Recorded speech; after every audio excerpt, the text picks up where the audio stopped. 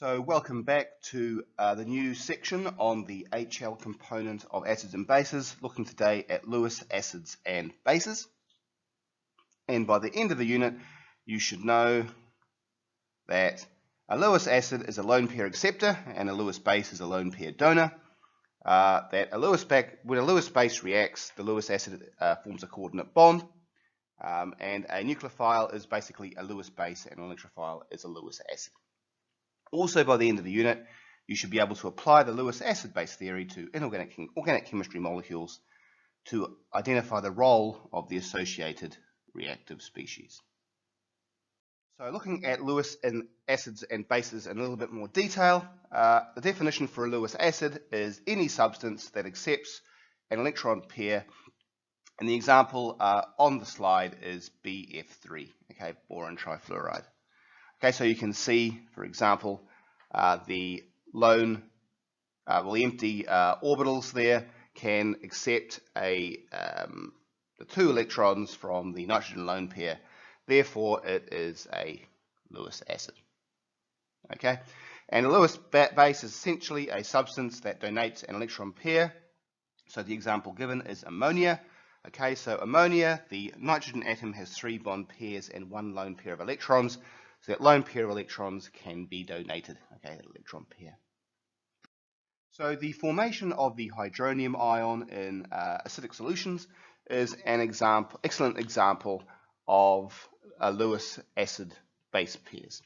Okay, so basically the electron pair of the new OH bond originates from the Lewis base. Okay, so here is the new OH bond of the hydronium ion, and essentially it is generated from the movement of that lone pair of electrons from water, which is acting as a Lewis base, to the proton. So in this particular case, the water acts as a nucleophile, okay, because it likes the positive nucleus of the proton, and the proton acts as an electrophile. It's attracted to the Lewis base, which is a nucleophile.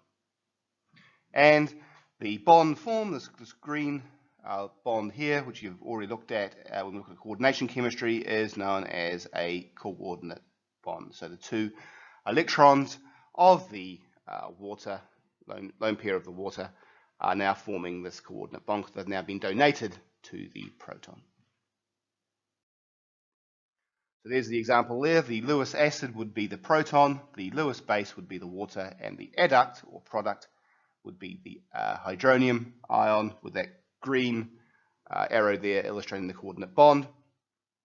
Or you could have the proton again being the Lewis acid, the Lewis base being the ammonia, and the ammonium ion being the adduct product, again with the additional now coordinate bond.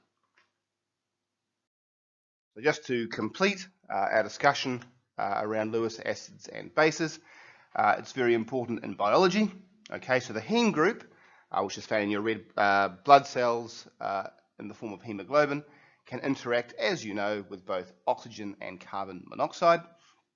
And in this particular case, in the hemoglobin, the iron is in the hemoglobin is the Lewis acid. Okay, so it's going to be your Fe3+. And the oxygen and the carbon monoxide act as both Lewis bases. And of course, they have very different affinity for the iron. So that is one of the reasons why you can get carbon monoxide poisoning, because carbon monoxide has a stronger affinity as a ligand, as an electron donor, than oxygen. And that's pretty much all we need to know at the moment around Lewis acids and bases.